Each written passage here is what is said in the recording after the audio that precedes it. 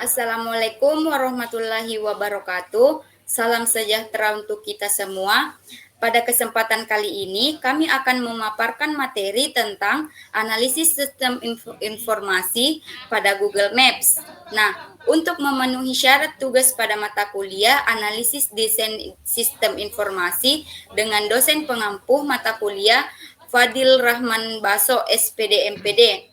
Namun sebelum memasuki ke inti presentasi kita pada hari ini, saya akan memperkenalkan teman-teman kelompok saya terlebih dahulu.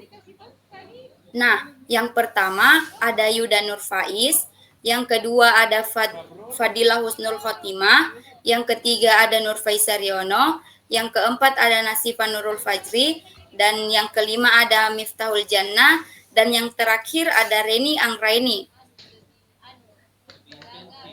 Nah, selanjutnya kita langsung saja memasuki untuk pemaparan materi pada hari ini. Nah, untuk materi pertama akan dipaparkan oleh Saudari Nasifa Nurul Fajri. Untuk itu saya persilahkan. Baik, terima kasih atas kesempatan yang diberikan kepada saya. Di sini saya akan memaparkan mengenai pengertian dari Google Maps. Google Maps itu sendiri adalah layanan pemetaan web yang dikembangkan oleh Google. Layanan ini memberikan citra satelit, peta jalan, panorama 360 derajat, kondisi lalu lintas, dan perencanaan rute untuk bepergian dengan berjalan kaki, mobil, sepeda, atau angkutan umum. Sekian dari saya kembalikan ke moderator. Nah, itulah pemaparan materi pertama dari Saudari Nasifah. Selanjutnya, pemaparan materi kedua yang akan dipaparkan oleh Saudari Fadilah Husnul Khotimah. Untuk itu saya persilahkan. Baik, terima kasih atas kesempatan yang diberikan. Di sini saya akan melanjutkan materi, dan materi yang akan saya bawakan yaitu adalah fitur-fitur yang terdapat dalam Google Maps. Yang pertama, menghitung jarak. Di sini, menghitung jarak dengan bantuan Google Maps, kita dapat menentukan jarak dari 2 atau lebih titik lokasi. Kemudian yang kedua, menyimpan alamat rumah dan kantor. Google Maps memiliki fitur untuk menyimpan alamat yang sering dikunjungi, seperti alamat rumah dan kantor. Dan yang ketiga, melihat Street View. Pada Street View ini, terdapat fitur yang berguna untuk memperlihatkan tampilan lebih detail dari lokasi yang dituju. Kemudian yang keempat ada fitur lini masa. Fitur lini masa ini merupakan peta pribadi yang membantu Anda untuk mengingat rute yang pernah Anda ambil. Next. Fitur selanjutnya itu ada share location secara real time. Fitur Google Maps ini memungkinkan kamu untuk berbagi lokasi secara real time dengan orang lain. Kemudian fitur keenam menambah beberapa tujuan. Anda bisa menambahkan beberapa tujuan perjalanan sekaligus saat menggunakan Google Maps. Dan fitur yang terakhir ada fitur navigasi. Fitur navigasi ini dapat membantu kamu untuk mengetahui kapan harus belok kanan atau kiri untuk mencapai lokasi tujuan kamu dengan petunjuk arah mengemudi dan rute terbaik menggunakan data lalu lintas real time. Mungkin hanya itu yang dapat saya sampaikan. Saya kembalikan ke moderator. Terima kasih. Nah, itulah pemaparan materi kedua dari Saudari Fadilah Husnul Khotimah. Nah, untuk pemaparan materi selanjutnya akan dipaparkan oleh Saudari Miftahul Jannah. Untuk itu saya persilahkan. Baik, terima kasih atas kesempatan yang telah diberikan kepada moderator. Di sini saya akan membahas tentang kelebihan dan kekurangan pada Google Maps. Yang pertama itu kelebihannya, memudahkan pelanggan, di mana pada Google Maps ini membantu pelanggan menemukan lokasi bisnis dengan mudah. Kemudian navigasi yang akurat. Pengguna dapat menggeser peta dan menggunakan opsi Street View untuk melihat lokasi toko secara aktual. Kemudian meningkatkan kredibilitas. Adanya Google Maps pada website dapat meningkatkan kredibilitas bisnis online. Dan yang terakhir ada ada CEO, website yang dapat menampilkan Google Maps, juga membantu meningkatkan CEO website. Selanjutnya, adapun kekurangannya, yang pertama itu tidak selalu terupdate. Beberapa tempat mungkin tidak selalu terupdate di Google Maps. Informasinya tentang tempat-tempat terbaru mungkin belum tersedia. Kemudian adapun kesalahan pemetaan, terkadang ada kesalahan pemetaan pada beberapa tempat. Bisa membingungkan pengguna jika informasi ini tidak akurat. Kemudian penyimpanan besar dan loading lama. Pada Google Maps ini memerlukan penyimpanan besar dan kadang-kadang memuat dengan lambat. Kemudian yang terakhir itu ketergantungan pada koneksi internet. Google Maps memerlukan koneksi internet yang baik. Baik, mungkin itu saja pemaparan materi dari saya kembalikan kepada moderator. Nah, itulah tadi pemaparan materi dari Saudari Miftahul Jannah. Selanjutnya, untuk pemaparan materi selanjutnya akan dipaparkan oleh Saudara Yuda Nurfaiz. Untuk itu, saya persilahkan. Baik, terima kasih kepada moderator.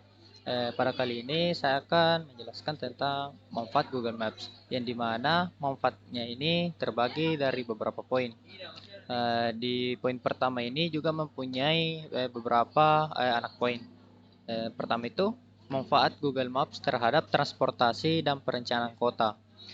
Dia itu seperti pemetaan lalu lintas real time, navigasi yang akurat dan efisien, promosi transportasi berkelanjutan, identifikasi titik kemacetan, ada penilaian jarak dan waktu, kemudian ada memudahkan perencanaan perjalanan umum. Yang ketujuh itu adalah pengembangan infrastruktur, dan yang terakhir ada analisis kebutuhan transportasi.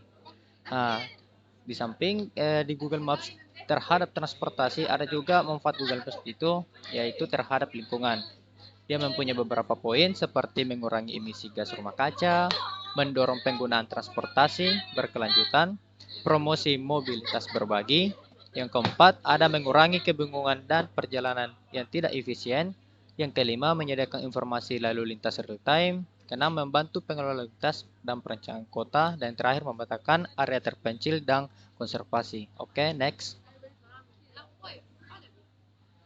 Poin selanjutnya dari manfaat Google Maps itu ada terhadap pemetaan daerah terpencil dan pedesaan, di mana ada beberapa poin seperti akses informasi dan ketersediaan data, navigasi dan penemuan jalan, pemetaan dan penandaan lokasi penting, pemantauan dan perlindungan lingkungan.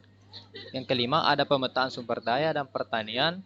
Keenam, pencitraan dan pemasaran pariwisata. Dan yang terakhir, ada pengumpulan data partisipasi.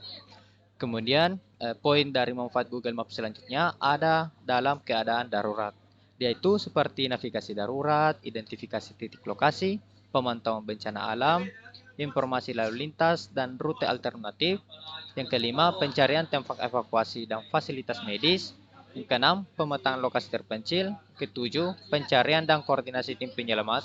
Dan terakhir, ada komunikasi dan koordinasi. Oke, next. Nah,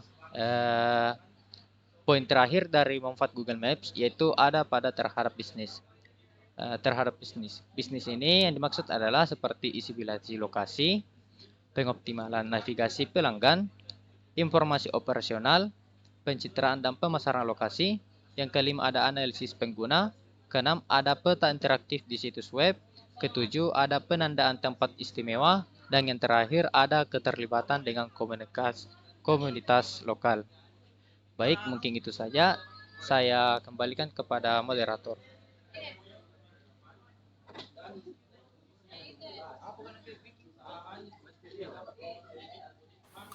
Nah, itulah tadi pemaparan materi dari Saudara Yuda Nurfaiz. Nah, untuk pemaparan tentang solusi dan saran terkait analisis tentang Google Maps ini akan disampaikan oleh saudari kita Reni Anggraini. Untuk itu saya persilahkan.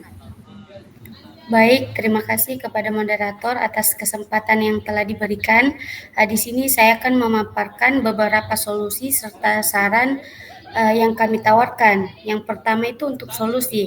Solusi di sini kami menawarkan untuk meningkatkan desain sistem informasi dengan Google Maps dapat dilakukan melalui integrasi API yang optimal, antar muka pengguna yang interaktif, dan fitur navigasi yang ditingkatkan. Penting untuk mengoptimalkan kinerja aplikasi dengan meminimalkan permintaan API dan memastikan keadaan data lokasi melalui enkripsi. Sediakan dokumentasi yang jelas agar pengguna dapat dengan mudah memanfaatkan fitur Google Maps dalam konteks sistem informasi yang dibangun.